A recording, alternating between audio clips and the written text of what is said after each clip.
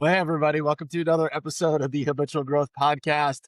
If you're a new listener, welcome. I'm Nathan, and this is Lisa, and we are the podcast where excuses come to die, discipline is built, and lives are changed. This is going to be a great episode, but we're not sure how it's going to go because Lisa has a cold. If anybody new, she normally doesn't sound like this.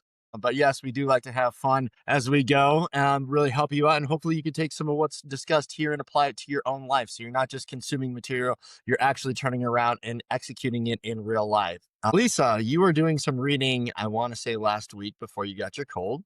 Um, Yes. around one of the many books that you pick up, and you wanted to talk about cognitive dissonance today. So what is cognitive dissonance? Why was it so applicable? Why are we going to talk about it today? Yeah. So while I was doing my reading on the plane, where I'm certain I picked up whatever this is, a lovely challenge to for the week. I was reading a book, not necessarily personal development focused, but around the concept of group thinking and why people think the way they think. And then even when they're presented with information and data that maybe negates what they believe, they still hold on to that belief system, which is the definition of cognitive dissonance. And it made me think about how applicable it actually is in the personal development space, because many of us hold strong beliefs about ourselves, our past, our behaviors, and we will subconsciously most times hang on to those beliefs and justify actions to continue to reinforce those beliefs.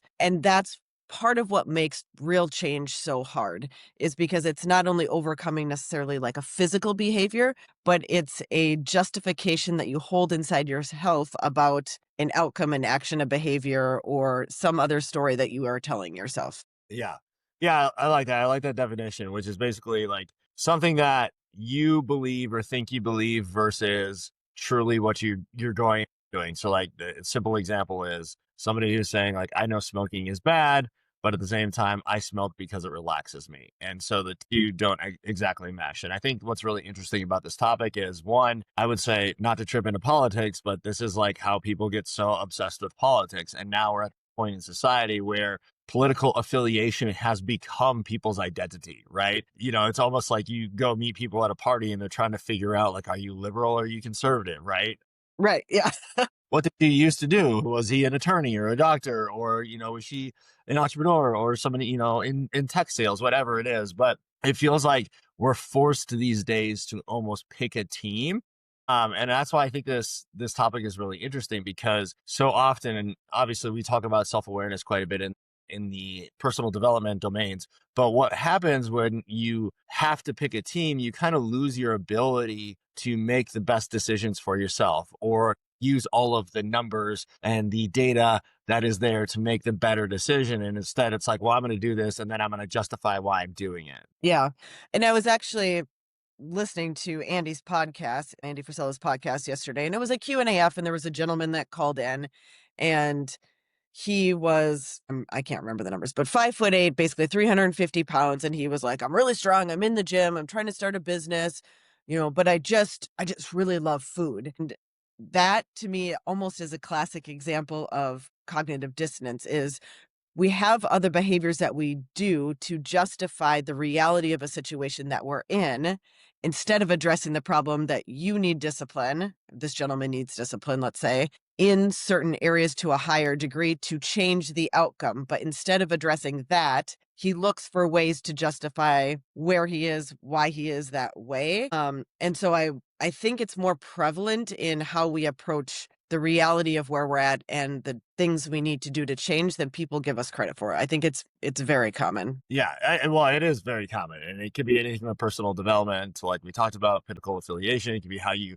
present yourself financially or in a relationship, or just, it could be anything. And so this is a topic that isn't just about personal development. It really does touch everybody, and so I think, just responding to what you say about that Q&A off on Andy's podcast, I think that's really great, because the example that I was going to use is a lot of people sometimes don't know that there is a gap.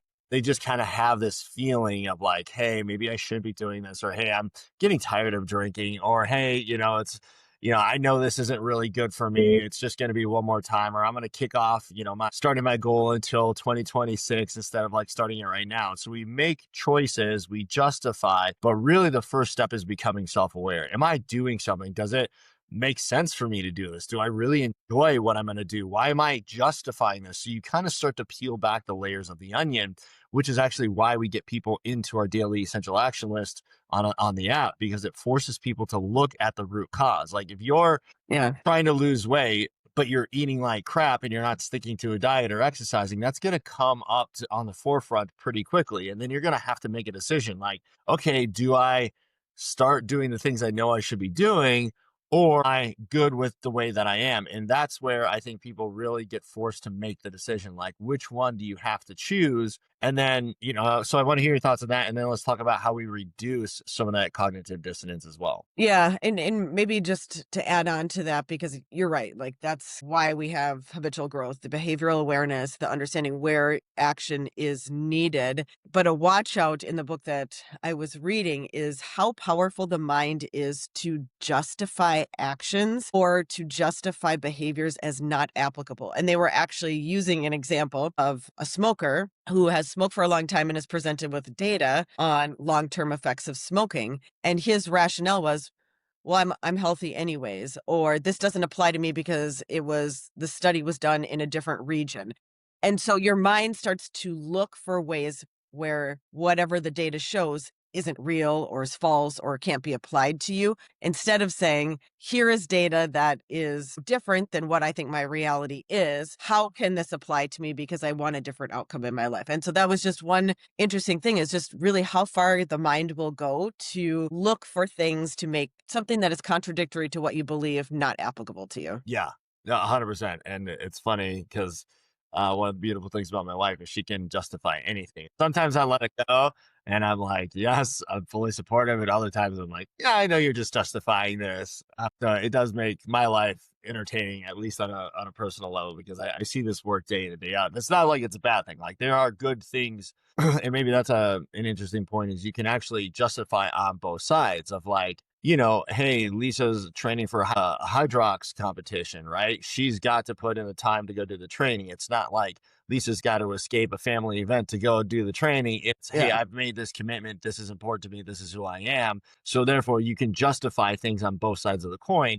It's just obviously a lot better if you're trying to level up, if you're trying to improve and grow at a personal level or even at a company level, right? The dedication, the intention that you put into those focused actions. Yeah, absolutely.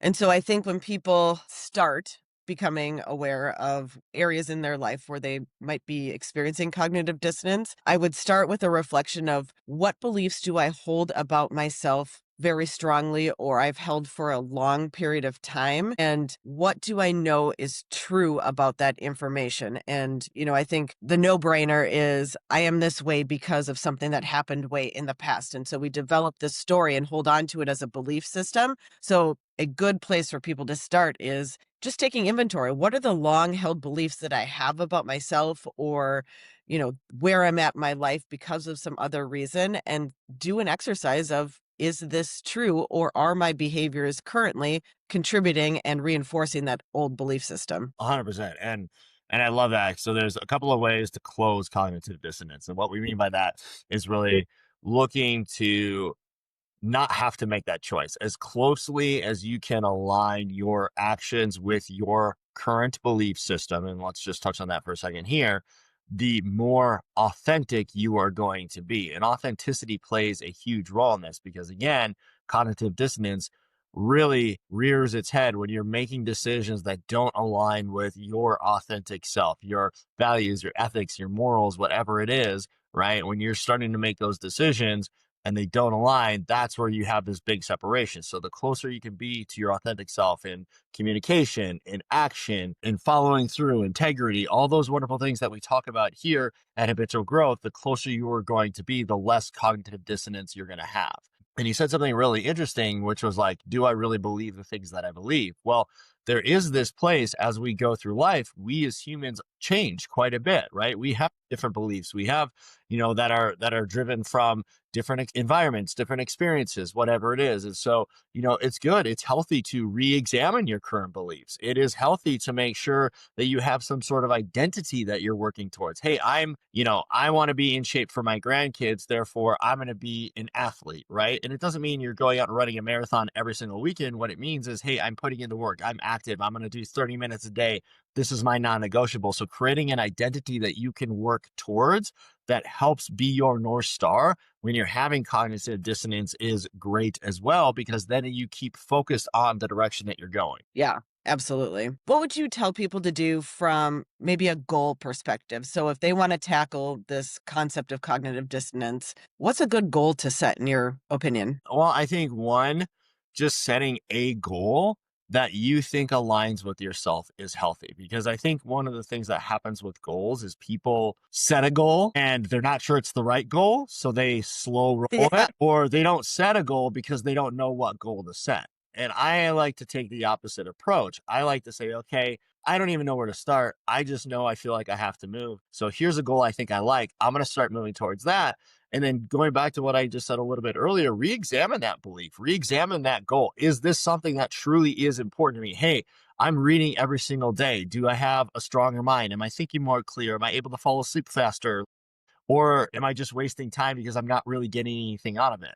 And then you can start to peel back and ask the next set of questions. Okay, well, if I'm not getting anything out of it, is it because I don't like the material? Is it because I don't believe in the things Good. that, Yeah. that I'm reading? Is it because I'm actually not applying them and I'm just doing something to check a box and not actually doing it with full intention? So that that's the way I would approach it with people and recommend they do it too, because you're never going to go A to B in a direct line. You're going to zigzag all over the place, right? So the faster you can figure out what you like and what you don't like, I think that will align, again, your authentic self with reducing your cognitive dissonance, because you're figuring things out. And when you say, like, hey, I don't like this goal, or I'm not liking what I'm reading, that helps you look and seek out like disconfirming evidence, meaning this isn't for me. I know I need to pivot now. I'm at least self aware. I can understand what I'm feeling and thinking. Now let me go in a slightly different direction while still pursuing some goal that I have set in front of myself. Yeah. Another thing that I've recently experienced is when you set a goal that maybe even subconsciously goes against a belief system that you hold for yourself, that little voice in your head will start to get loud. And I had this the other day when I got into the high rocks competition and I was all excited. Blah, blah, blah, blah. So, yay, it's going to happen.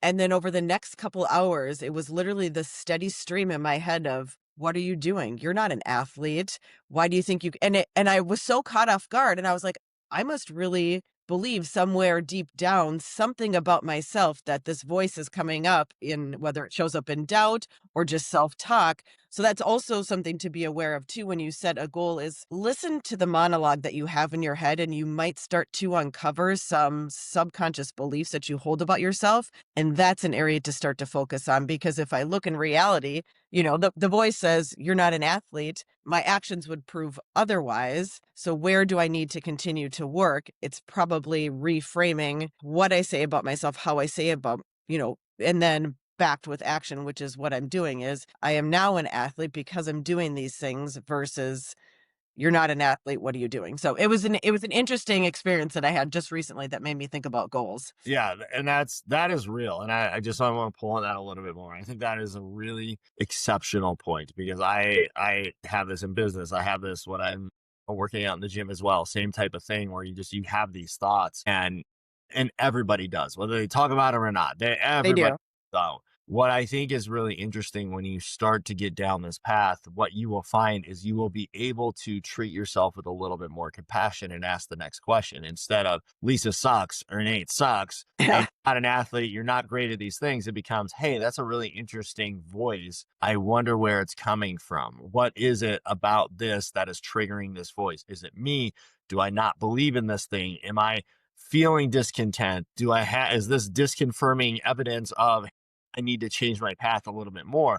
And it doesn't mean you're making excuses for yourself. It doesn't mean, hey, this voice is here, I guess I'm not an athlete. It means, hey, I hear the voice, I see you, I don't believe you, Right. this is still important to me. And you can treat yourself with a little bit more compassion because you're hearing, you're not necessarily listening and acting on that negative voice inside of you. Yeah, and I would say the secondary part of that is why the essential actions list is so important, because that becomes the data that you ground yourself in for reality that allows you to reframe the negativity that you hear to say, no, my actions and behaviors are not aligned with what this voice is telling me I am. Therefore, I am not going to believe that because I know that there is a different reality than what I'm hearing. I love that. Awesome. All right. Well, this is a great topic. I'm glad you actually brought it up. Way to do your reading. Yeah. It inspired me to start putting it back on my list. If anybody who's watching, you have a comment, please share below, like this channel, subscribe to it, and of course, we'll see you later this week with another great Wow. episode. All right, good All right, see ya.